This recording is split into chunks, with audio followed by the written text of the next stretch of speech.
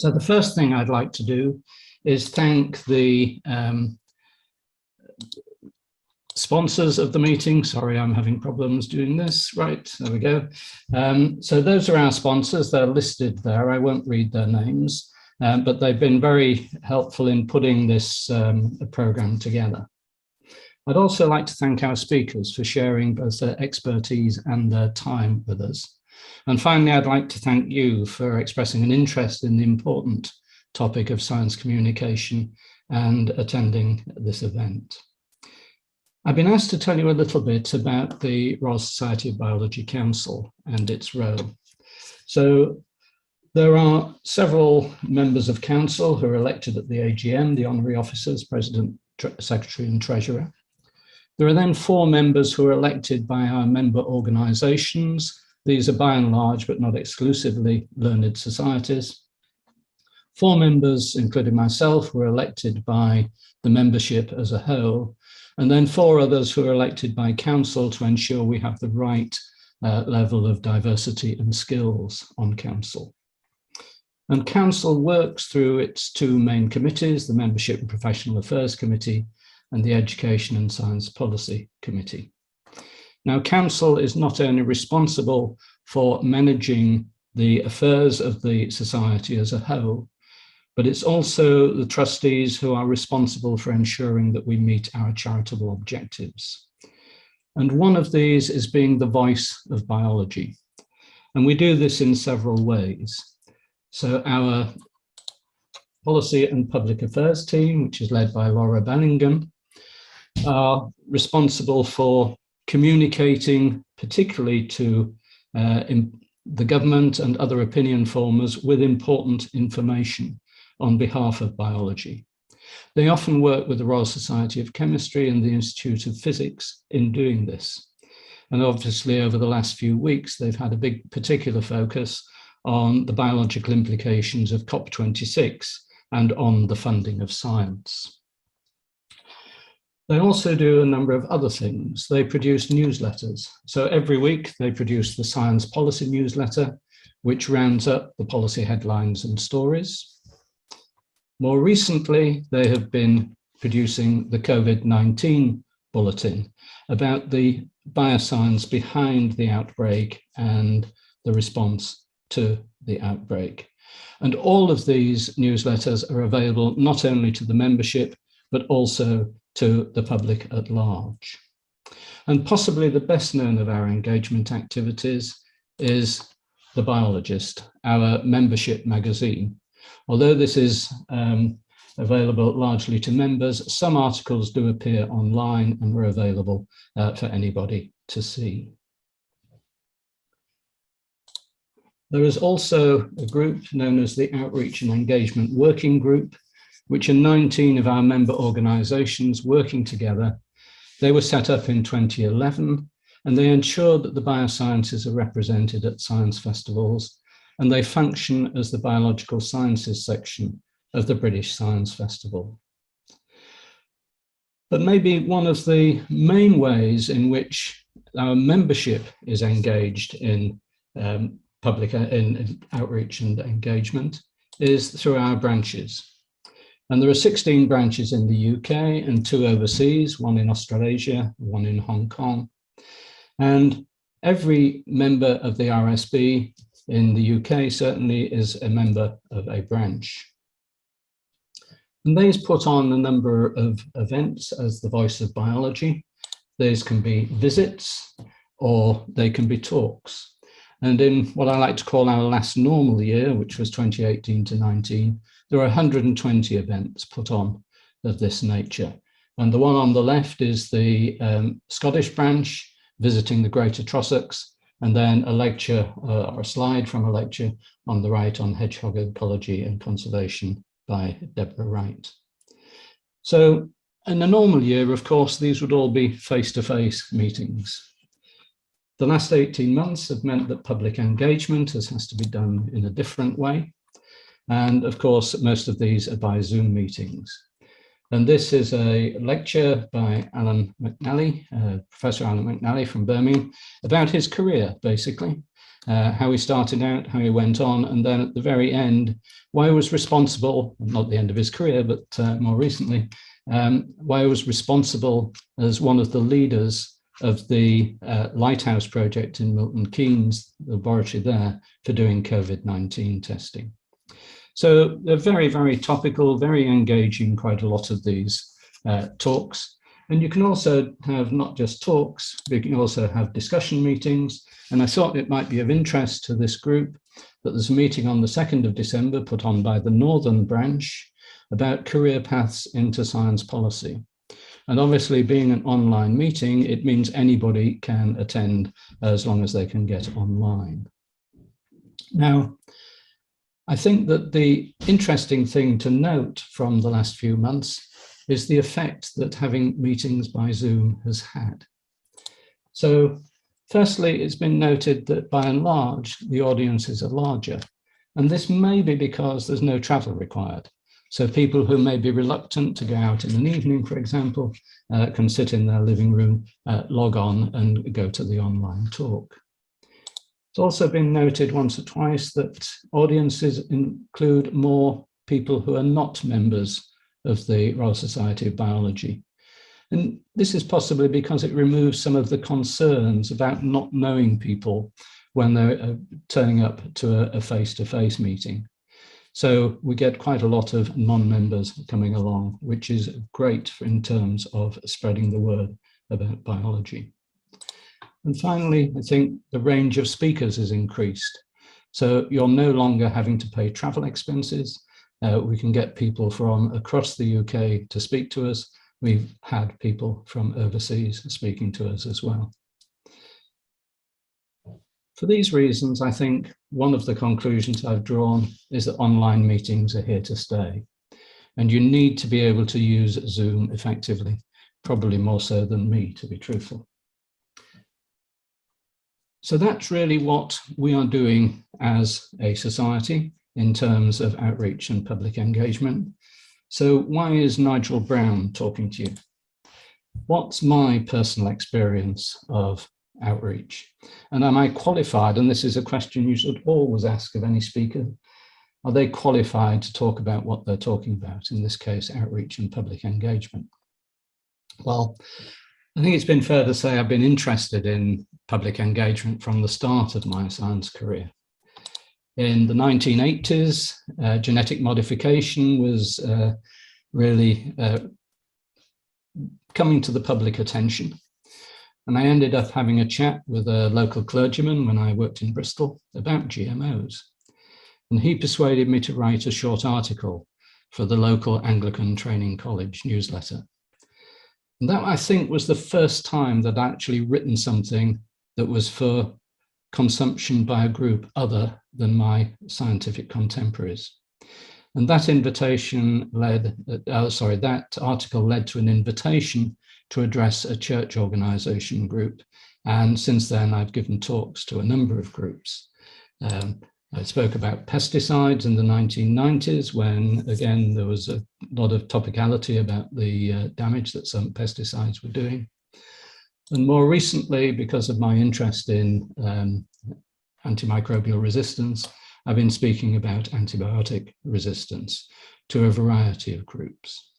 And these have included groups like the Rotary Clubs, Women's Institutes, and a number of other ad hoc groups that were interested in science.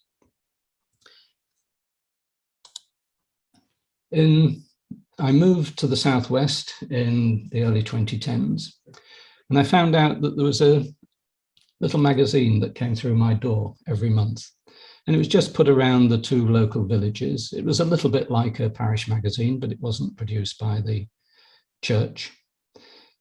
And I was attending a meeting and there was a discussion on public engagement.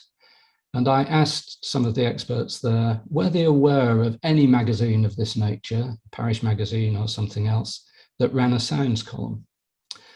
They couldn't think of one immediately. They went away and asked around and still couldn't find one. So I decided that I would quite like to write a science article in this local magazine. And I noticed that the RSB gives grants of up to £500 for outreach and public engagement. So I decided that in order to have the magazine accept my articles, I should at least pay the page charge for the article. So I applied for and got the princely sum of £75 to write these articles. And that was for 10 articles at £7.50 a page. And they were fairly short. They were 300 to 700 words with an illustration. They were quite easy to write. They only took a few hours. And I checked them for general understanding with my non-scientific wife and daughter. And fortunately, the 10 articles that I wrote were well received, and I was asked to continue writing. And I did so for the next 6 years.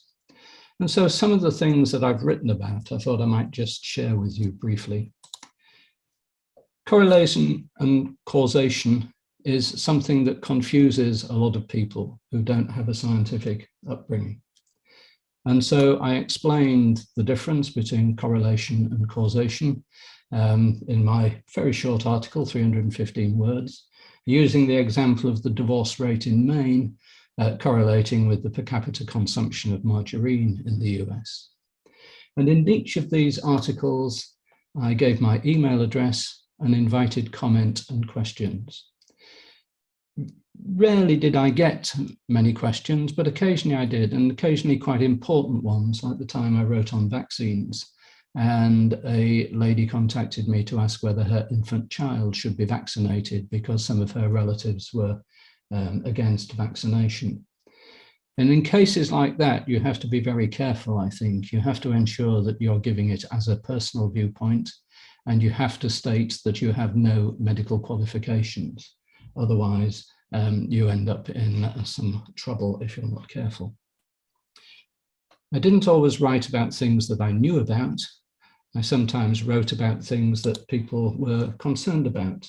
And for example, in April 2020, I wrote about the 5G mobile network because there were discussions locally about the implementation of 5G in the countryside, the damage that the masts would do to the rural environment, and the problems that people were talking about 5G being hazardous to one's health. This was outside my area of expertise, but using the resources that are available to you, you can actually find out sufficient detail.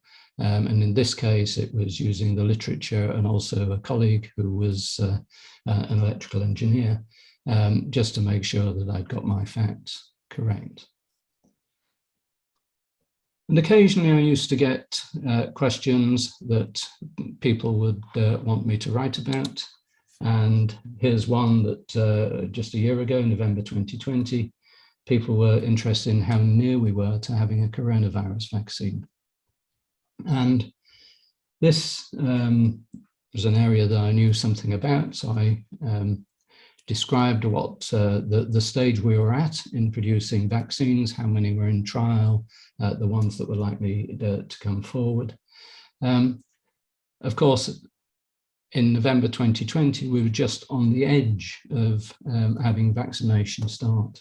And this particular article led to an interesting exchange on the Village Facebook page. So a friend, Terry Rose, asked me a question. One of the villagers had had her first jab in December, and she'll get a second jab in 3 weeks' time. What does the protection curve look like over the next month or so? And he just wanted that information. And of course, in December 2020, that information hadn't been published.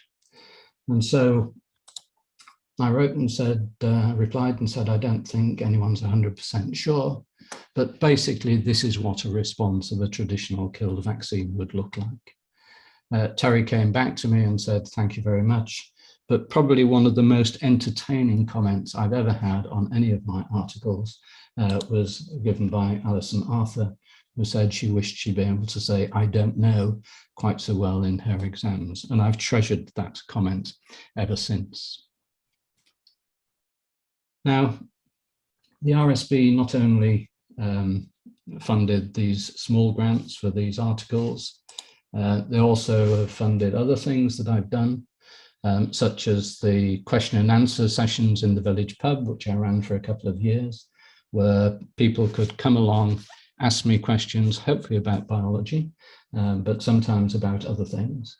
The straightforward and the adverts actually said, it gave some examples of things I could talk about, but it said, if I can't answer, I will find out and get back to you. And of course, that's all was very important in terms of our credibility and honesty. If we don't know something, then we say we don't know something, but we do try and get the information and go back to people.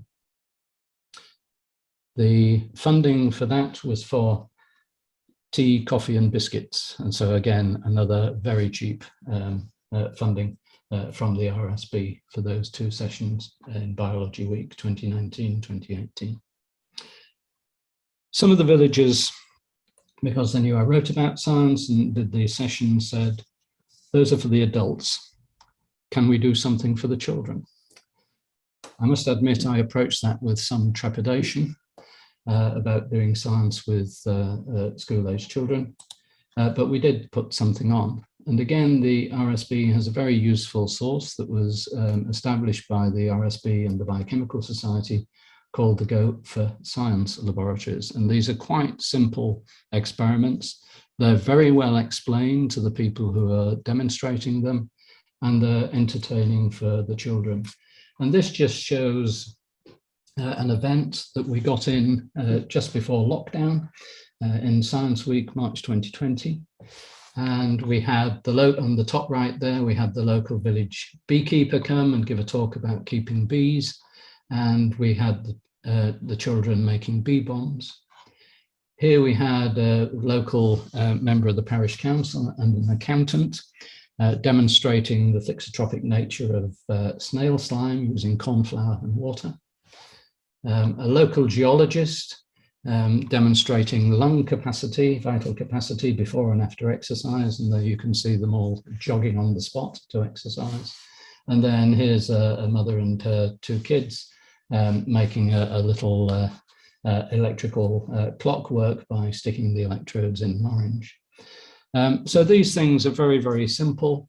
The problem is doing that I and none of my colleagues were certificated to work with children.